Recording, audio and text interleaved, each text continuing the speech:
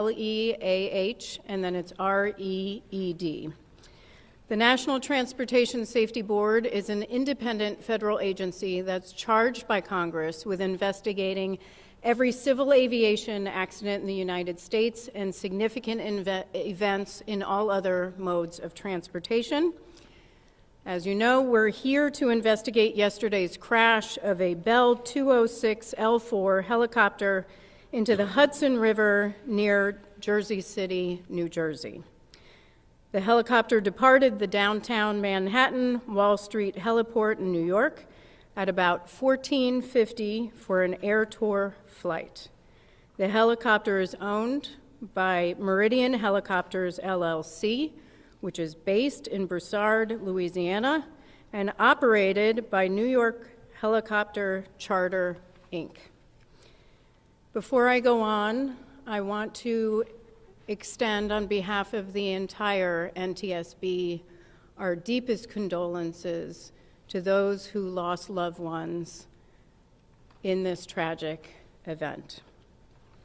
I also want to start by thanking the first responders. This was a tremendous, tremendous effort. And I want to thank specifically, first and foremost, the mayor for allowing us to be here in City Hall and do this press conference, and for all the support that you've given us and the team.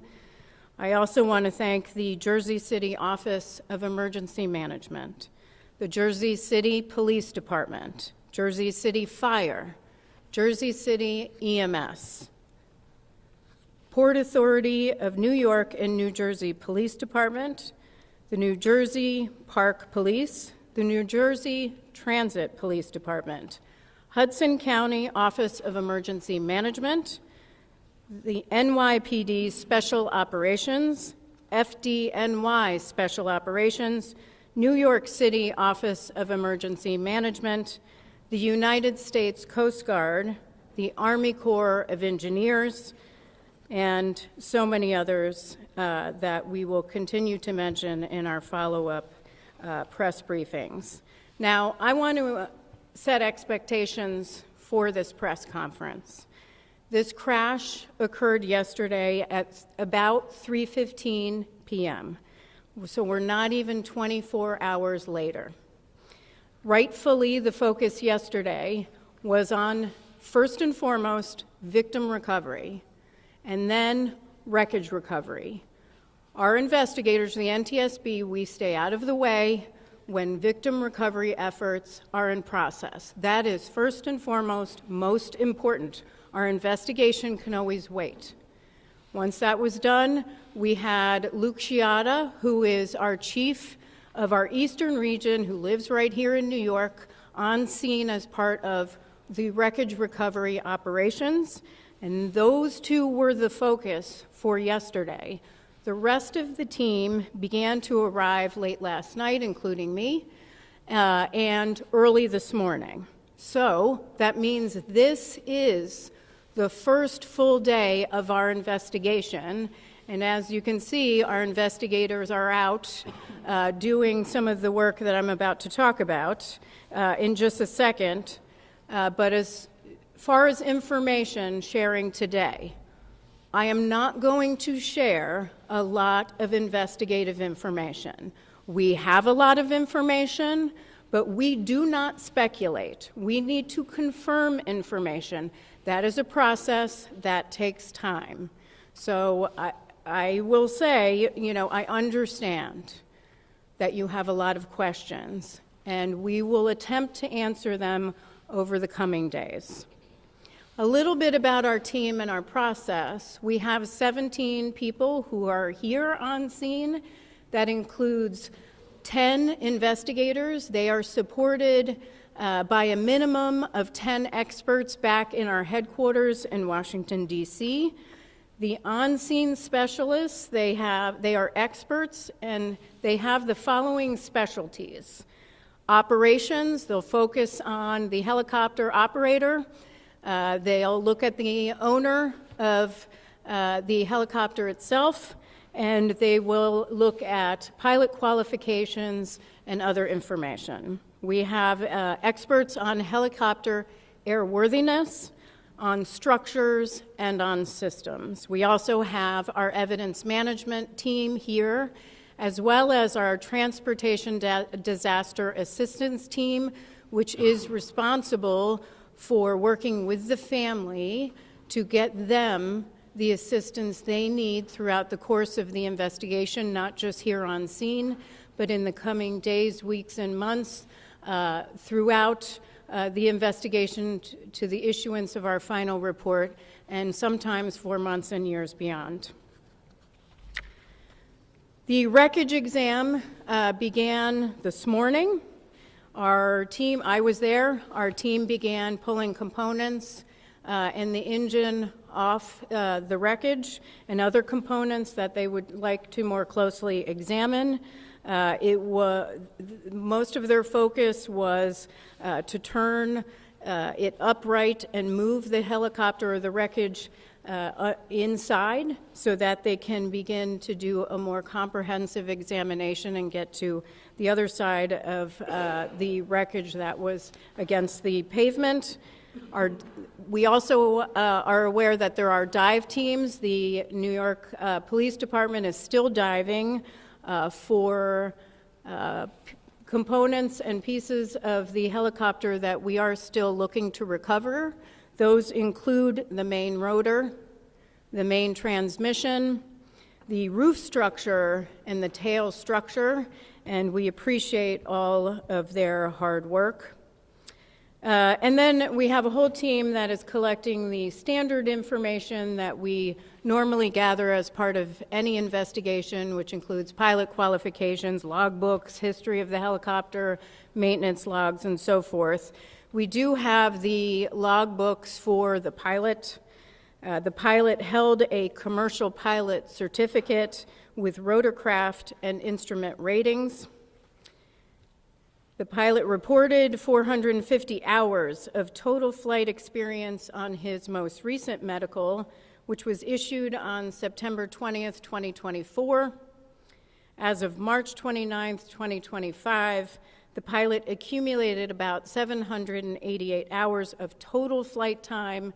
We still need to calculate flight time in that Bell helicopter, and I'll have more information on that hopefully tomorrow, because he previously was flying a Robinson 44. Now, what we are hoping is that we are able to get the public to send us any photos or video you may have, or if you want to contact us because you believe that you have information that could be pertinent to our investigation, please reach out to us, provide that information to us. We will get in contact with you at the following email address: witness@ntsb.gov. That's witness@ntsb.gov. Now, I will take some questions. Again, a reminder, I know there will be questions for very detailed investigative information.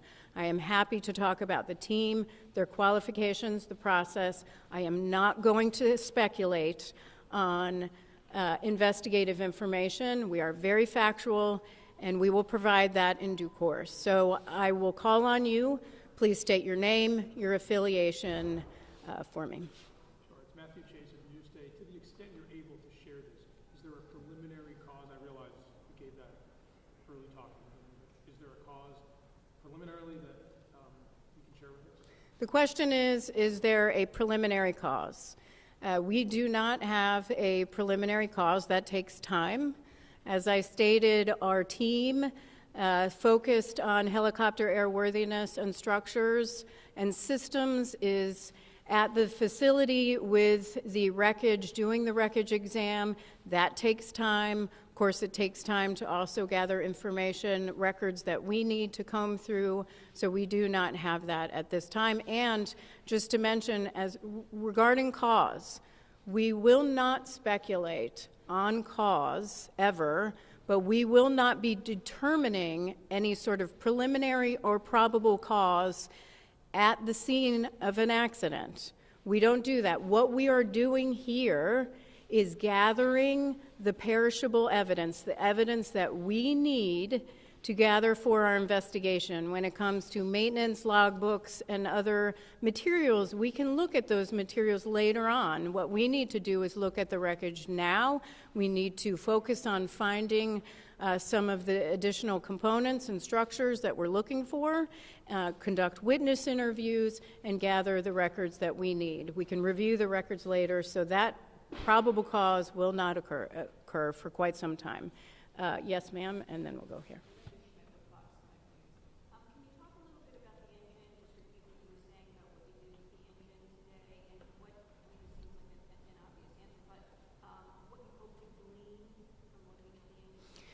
So the question was what we were doing with the engine. Nothing that we would not normally do as part of our standard investigation, where we would have wreckage and we'd start separating some of the components that we always look at. That's standard in our investigation. Of course, we'll have a team that always looks at engines or power plants to evaluate them as in standard course of our investigation. So nothing in particular.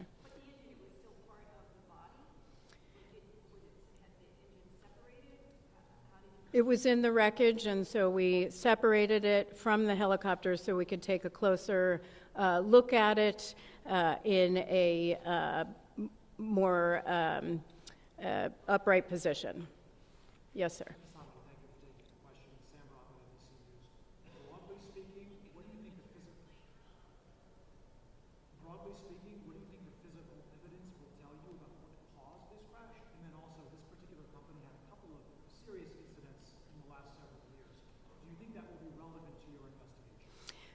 The question is, what will us looking at as part of this investigation on scene tell us about cause, and what will we be looking at related to the safety history as part for this particular helicopter company? First of all, we always look at safety history.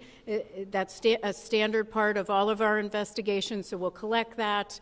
Not just from the Federal Aviation Administration, that is a party to every single one of our investigations, but we'll also ask those questions in interviews and get other information that will help us get a very broad view and detailed information about the safety history of this particular operator and also the owner of the helicopter itself.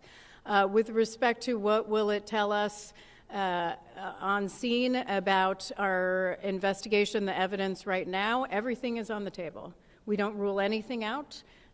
We take a very detailed and comprehensive view, and it's way too early in the investigation. It will be too early on scene. That's much later in the investigation. Yes, ma'am.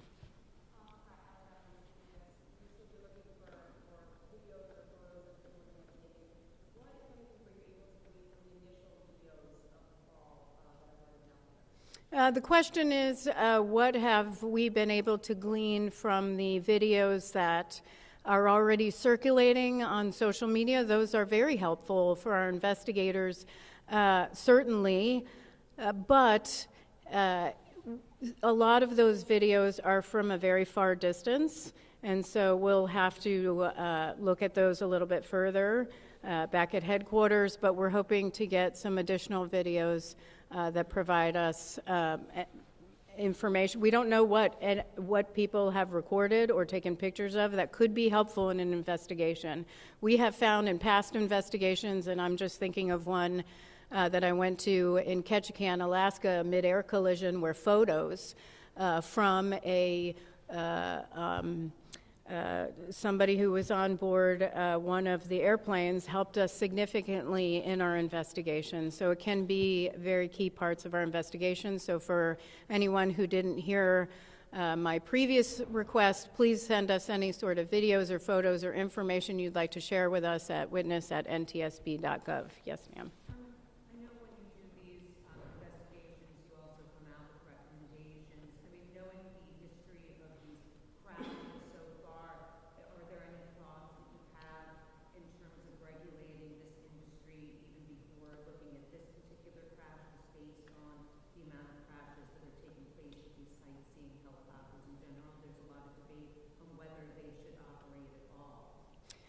So the question is, do we have any sort of concerns or have we issued any sort of safety recommendations in the past about these type of air tour operations? We have. Actually, we did. So this particular operator was governed under Part 135 of the Federal Aviation Regulations, but this particular operation was under Part 91. All air tours are. We have issued an entire report on Part 91 operations with respect to revenue passengers. We believe in one level of safety strongly, and that may not look like regulation for a major commercial airline, but we do believe that they should be regulated. We have issued recommendations in the past on recorders, crash-resistant recorders. We've issued numerous recommendations on safety management systems, on particular regulations for Part 91. It's too early to say what we would recommend as part of this investigation. However, this is a concern that we've raised for a number of years. Certainly we raised this after the Fly Nyan crash, and in a specific report that we have online at ntsb.gov focused on Part 91 revenue passenger operations. And so I would direct you actually to that report. It was very comprehensive about our recommendations, specifically about air tour operators. And if you can't find that, our media relations team can help provide that information, because we did issue a set of recommendations to improve safety in this area. That will be part of, the question is, was this operator complying with those recommendations? Those are recommendations, not regulations, but we would have to look at that, and that will be standard in this investigation. So thank you very much, sir. And then I'm going to go over here. Have we recovered the rotor? We are looking for the main rotor and the tail rotor right now.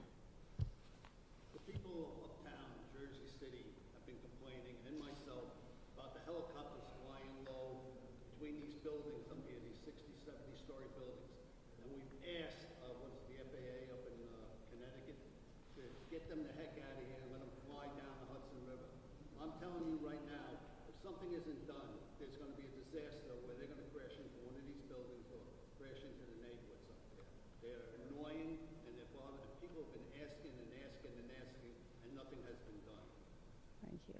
There was a comment about, thank you, sir. There was a comment about the concern about these helicopter operations, and thank you very much for sharing that. Appreciate it. Yes.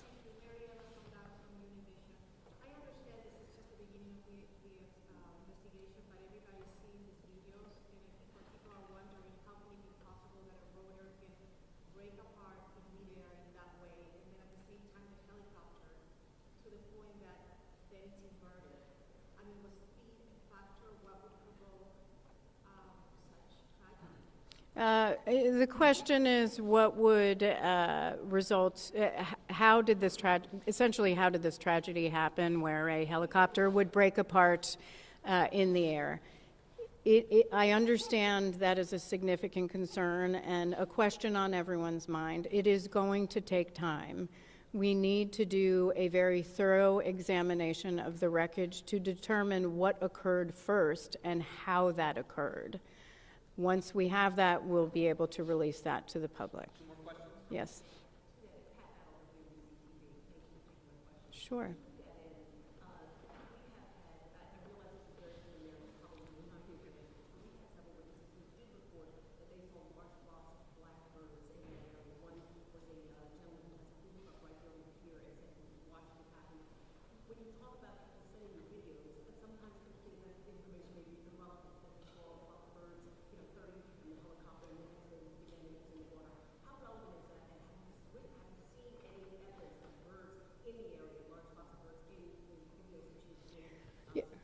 Yeah, great question, because I think sometimes people are reluctant to really reach out to us because they may not think something is relevant to our investigation. So the question was on reports of a large flock of birds in the area shortly before the crash. We are aware of those reports. We discussed it this morning. It's something we will be looking into. What I will say to the public, if something struck you as different, or maybe you paused, or it crossed your mind that maybe it's something you would like to share with our investigators, there's no downside, please, in sharing that information with us. You can be very helpful in providing that investigative information to the NTSB. So again, witness@ntsb.gov. Even if you think it's irrelevant, please send it in. Yes, sir. Hi, Stephen Nesson, WNYC Radio. You said there are 17 people on site here working on the investigation and 10 in D.C. Is that how many people you would typically have for a helicopter crash investigation? Is that the same number, for example, during the Flynon helicopter crash, or have cuts of the federal government reduced your number of investigators? So the question is the 17 investigators here and 10 who are supporting back home, but the 17 personnel here, 10 of which are investigators. Is that typical for an investigation like this? How would it compare to Fly-Nyon, and would it be less as a result of any sort of cuts to the agency? First of all, let me address the agency. We have not experienced any personnel losses other than typical retirements in our agency. Our agency has been provided with, by the administration, thank you, an exemption from the deferred resignation program. We got a hiring exemption for several investigative positions within each of our transportation modes, so we can bring our numbers up to help us in our investigation, and that is critical. So we have not suffered in any way. With respect to comparison on Fly-Nyon, I don't know how many investigators were here on Fly-Nyon. Certainly our media team can provide that to you. It really isn't...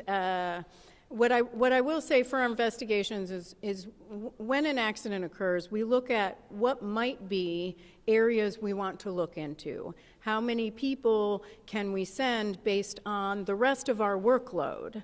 And because we have a pretty heavy workload right now, and that is the decision making that goes into what expertise do we need and who do we want to send. That is what feeds into that, so it might vary depending on the investigation. Okay, that is the end of questions today. What I will ask is that you monitor X, which is NTSB_newsroom, and also NTSB.gov, which is our website, which will have updates on future press conferences. Thank you so much for your time.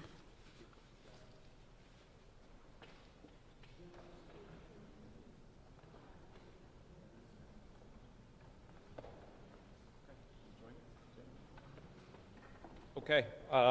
If there's any questions to our emergency management or director of the police, we could answer those as well. If not, we'll close it out and say thank you for coming. Do you know, was there a black box? I know this may be an NTSB question, but do you know if there was a black box? You want to speak to that, Greg? Black box question. At this point, we have been advised that it was recovered. That's part of the dive operations that's currently on the way. They are. Is a black box? I don't know, but if there is, that's part of the dive operations. It's currently on the way. The NYPD scuba. Powder. Yeah, the NYPD scuba team, as indicated by the chair, has been assisting us since the last evening. They're doing a comprehensive search of the crash area. If, in fact, that item is recovered, that'll be turned over as part of the evidence. You don't know I don't know if this, right. But is it possible that this model does not have a black box? I have no idea. That would have to be directed to. Yes, Pat?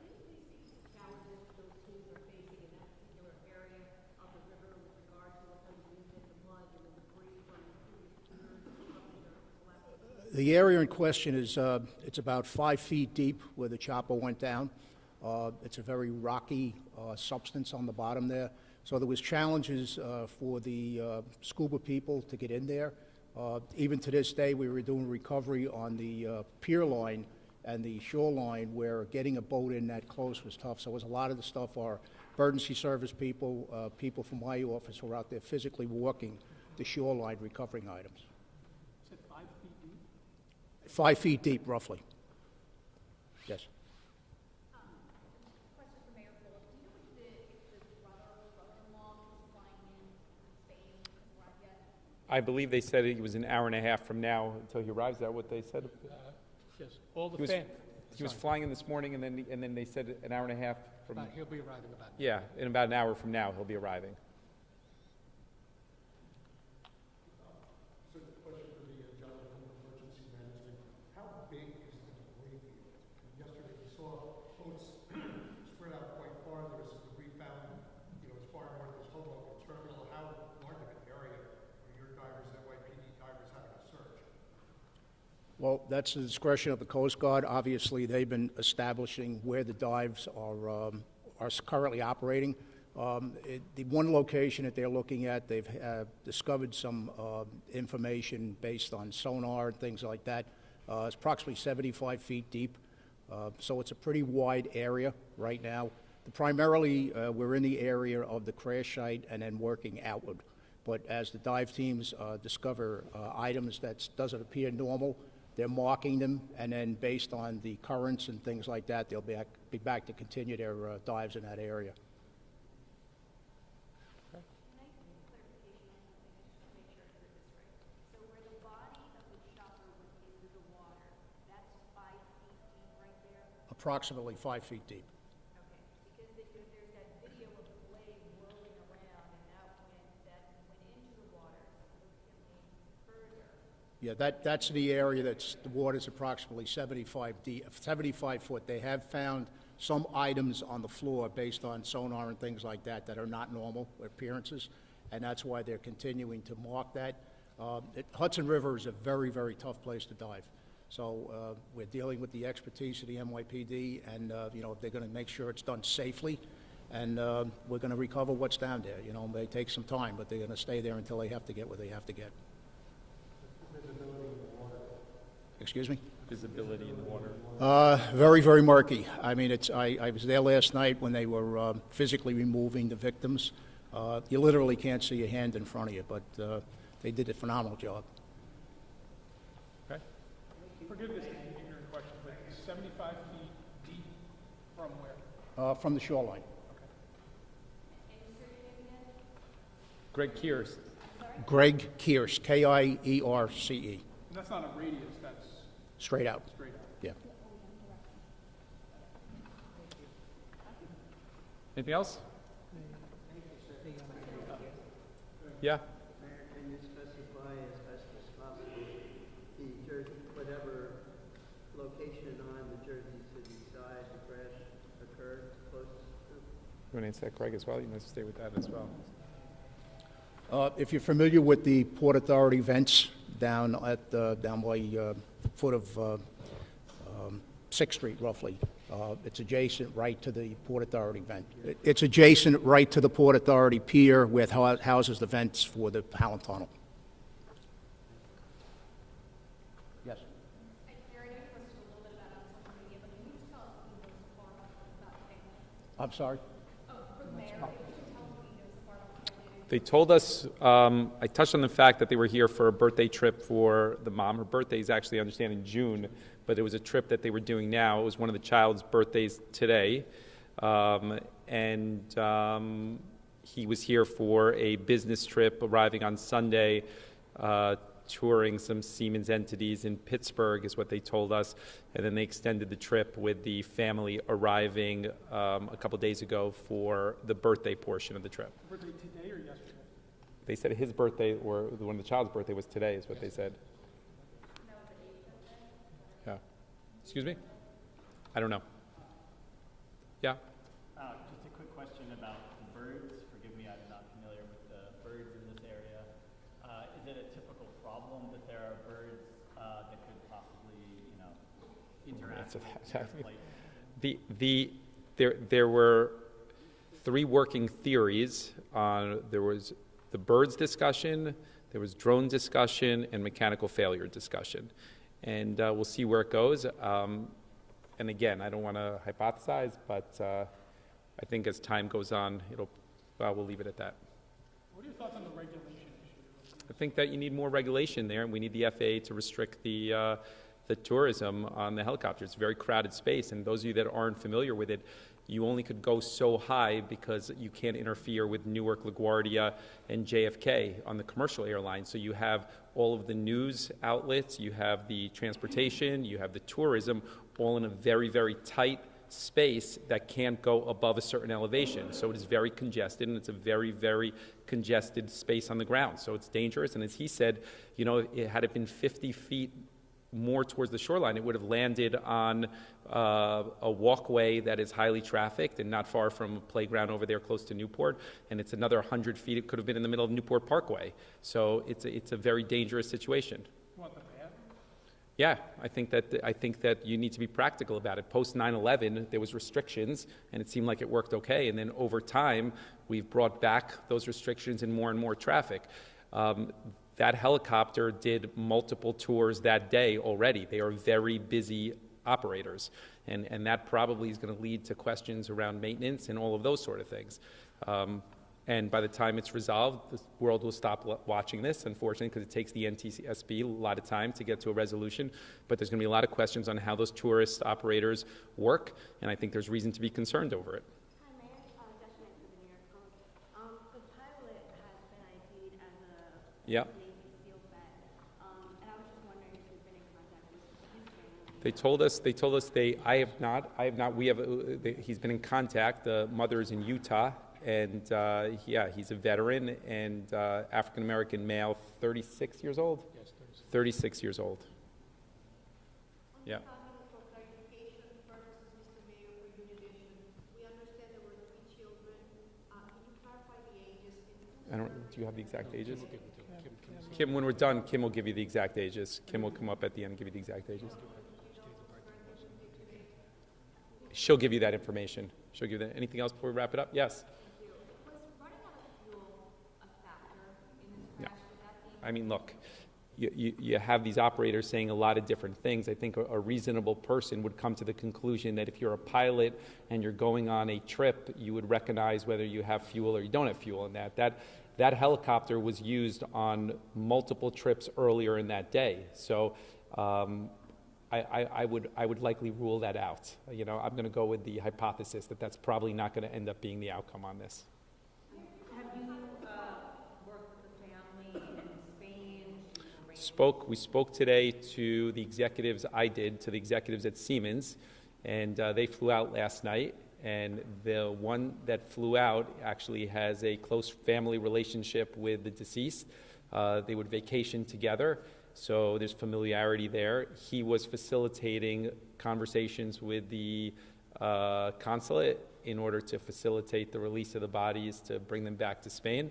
And then, as we said earlier, family members should be arriving in an hour or so. You said the brother-in-law. Kim will give you the pilot's name and the ages. Brother-in-law, you said? Yeah, I believe it was the wife's brother. Yeah. Yeah, another question for your emergency management folks. Greg. Items that divers are looking for, does that aircraft have a black box, or are you looking for that? Whatever items, as I say, I'm not familiar with whether there's a black box or not on that type of an aircraft. What they are looking for now in particular was the transmission, the rotors, and other associated items associated with the actual engine and things like that. When the chopper was taken up, it was very, very seriously damaged. So as the NTSB chair had said, it was delivered to the Army Corps of Engineers via boat. And this morning they were over there first thing doing their first portion of the investigation. But as I mentioned, there were some items that were found on the sonar that is a matter of interest, so they are continuing to do their dives. Weather permitting, of course, it's a tough, very choppy out there today, but they're the best at what they do.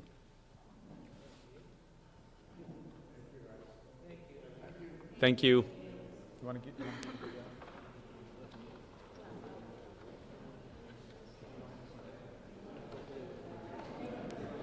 Okay, if everybody's ready, I can give the names. If I could give them once, that would be great.